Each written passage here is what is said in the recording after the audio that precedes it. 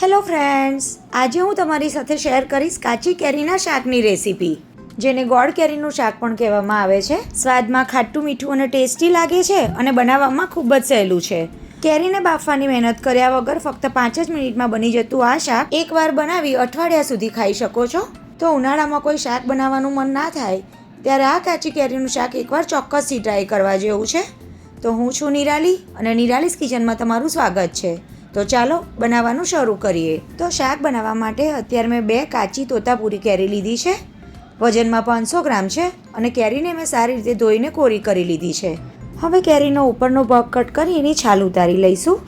તોતાપુરી કેરીમાં ખટાશનું પ્રમાણ ઓછું હોય છે એટલે મેં તોતાપુરી કેરી લીધી છે, પણ તમે કોઈ પણ કાચી કેરીનો ઉપયોગ શાક બનાવવા માટે કરી શકો છો. મેં અત્યારે પીલરથી છાલ કાઢી છે. તમને ચપ્પુથી ફાવે તો ચપ્પુથી પણ કરી શકો છો, પણ કેરી પર છાલનો બિલકુલ લીલો ભાગ ના રહે એ રીતે તમારે એની છાલ કાઢી લેવાની છે. બંને કેરીને મેં આ રીતે છોલી લીધી છે. હવે આપણે આ કેરીને કટ કરવાની છે. તો પહેલાં આપણે એને વચ્ચેથી આ રીતે 2 ભાગમાં કટ કરી લઈશું અને ત્યાર પછી બહુ નાના નહીં અને બહુ મોટા નહીં એવા મીડિયમ સાઇઝના ટુકડા કરી લઈશું. બહુ નાના ટુકડા કરશો તો શાક બનાવતી વખતે એ જલ્દી કૂક થઈ જશે અને ઓગળી જશે. તો એવું ના થાય એના માટે તમારે આ રીતે મીડિયમ સાઇઝના ટુકડા કરવાના છે. તો બંને કેરીને મેં કટ કરી લીધી છે અને આ રીતના મીડિયમ સાઇઝના ટુકડા તૈયાર કરી લીધા છે. હવે શાક આપણું એકદમ સરસ ટેસ્ટી અને ચટપટું બને એના માટે કેરીના ટુકડા આપણે વાટકીથી મેઝર કરી લઈએ. તો તમે જોઈ શકો છો ગોટલા અને કેરીનું વજન બાદ કરતાં 400 ગ્રામ અને 2 વાટકી ભરીને કેરીના ટુકડા તૈયાર થયા છે. હવે આપણે એમાં મસાલો કરી લઈએ. તો 1/2 ટીસ્પૂન જેટલો હળદર પાવડર, 1 ટીસ્પૂન જેટલું લાલ કાશ્મીરી મરચું, 1 ટીસ્પૂન જેટલો ધાણા જીરું પાવડર, 1/2 ટીસ્પૂન જેટલો ગરમ મસાલો અને સ્વાદ પ્રમાણે મીઠું ઉમેરી લઈએ. અને હવે મસાલા કેરી સાથે એકદમ સરસ કોટ થઈ જાય એના માટે 1 ટેબલસ્પૂન જેટલું તેલ ઉમેરી દઈએ અને બધી જ વસ્તુને એકદમ સરસ મિક્સ કરી લઈએ. આ રીતે શાક બનાવતા પહેલાં જ મસાલા કરી લેવાથી શાક બનાવતી વખતે મસાલાને અલગથી સાંતળવાની જરૂર પણ નહીં પડે અને મસાલાનું બધું જ ફ્લેવર કેરીમાં એકદમ સરસ આવી જશે. હવે બધી જ વસ્તુ મિક્સ થઈને તમે જોઈ શકો છો કેરી પર મસાલાનું એકદમ સરસ કોટિંગ આવી ગયું છે. ત્યારે હવે શાક બનાવવા માટે ગેસ ઓન કરી એક કઢાઈમાં 4 ટેબલસ્પૂન જેટલું તેલ ઉમેરીશું. તેલ ગરમ થાય એટલે એમાં 1/2 ટીસ્પૂન જેટલી રાઈ, 1/2 ટીસ્પૂન જેટલું જીરું, 1/2 ટીસ્પૂન જેટલી વરિયાળી અને 1/2 ટીસ્પૂન જેટલા સફેદ તલ ઉમેરીશું. સાથે જ 8 થી 10 મીઠા લીમડાના પાન અને 2 લાલ સૂકા મરચાં પણ ઉમેરી લઈશું. ગેસની ફ્લેમ લો રાખીશું અને વઘારને એકદમ સારી રીતે સંતળાવા દઈશું. તો અડધી મિનિટમાં જ તમે જોઈ શકો છો વઘાર એકદમ સરસ સંતળાઈ ગયો છે. ત્યારે મસાલાથી કોટ કરેલા કેરીના ટુકડા ઉમેરી દઈશું અને વઘાર સાથે મિક્સ કરી લઈશું. ગેસની લો ફ્લેમ પર કેરીના ટુકડાને આ રીતે વઘાર સાથે થોડી વાર માટે સાંતળી લેવાના છે. 1 મિનિટમાં કેરીના ટુકડા એકદમ સરસ સંતળાઈ ગયા છે.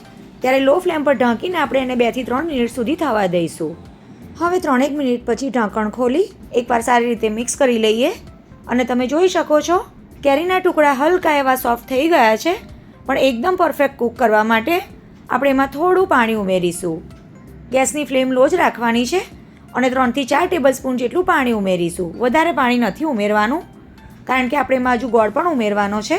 એટલે ગોળ અને પાણી મિક્સ થઈને એકદમ સરસ પરફેક્ટ રસો બનીને તૈયાર થશે. બરાબર મિક્સ કરી લીધા પછી ફરી આપણે એને ઢાંકીને 2 થી 3 મિનિટ સુધી થવા દઈશું. 3 મિનિટ પછી ઢાંકણ ખોલી લઈએ અને તમે જોઈ શકો છો કેરીના ટુકડા ટ્રાન્સપરન્ટ થઈ ગયા છે અને પરફેક્ટ કૂક પણ થઈ ગયા છે. ત્યારે હવે આ સ્ટેજ પર આપણે એમાં 1 વાડકી અને વજનમાં 200 ગ્રામ ગોળ ઉમેરવાનો છે. કેરી સાથે ગોળને હળવા હાથે મિક્સ કરી લેવાનું જેથી કેરીના ટુકડા સોફ્ટ થઈ ગયા હોવાથી એકદમ તૂટી ના જાય.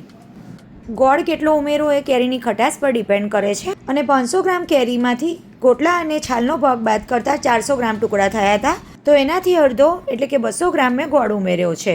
તમારે તમારી ચોઈસ પ્રમાણે ખટાશ અને ગળપણ બેલેન્સ કરી લેવાના.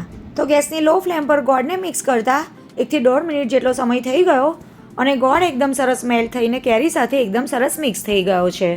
તમે જોઈ શકો છો એકદમ સરસ પરફેક્ટ રસો પણ તૈયાર થયો છે અને શાક આપણું બનીને તૈયાર થઈ ગયું છે. તો હવે ગેસને બંધ કરી દઈએ અને એકદમ સરસ જોતાં જ ખાવાનું મન થઈ જાય એવું ગરમા ગરમ કાચી કેરીનું ચટપટું શાક સર્વ કરી લઈએ. તો ફ્રેન્ડ્સ, તમે જોયું ને કે કેરીને અલગથી બાફ્યા વગર અને કોઈ પણ જાતના વધારાના મસાલા કર્યા વગર કેરીનું આ ખાટું મીઠું શાક કેટલું ઝડપથી બનીને તૈયાર થઈ જાય છે. તો એકવાર ચોક્કસથી ટ્રાય કરજો અને આજની આ રેસીપી તમને કેવી લાગી એ મને કમેન્ટ દ્વારા જરૂરથી જણાવજો.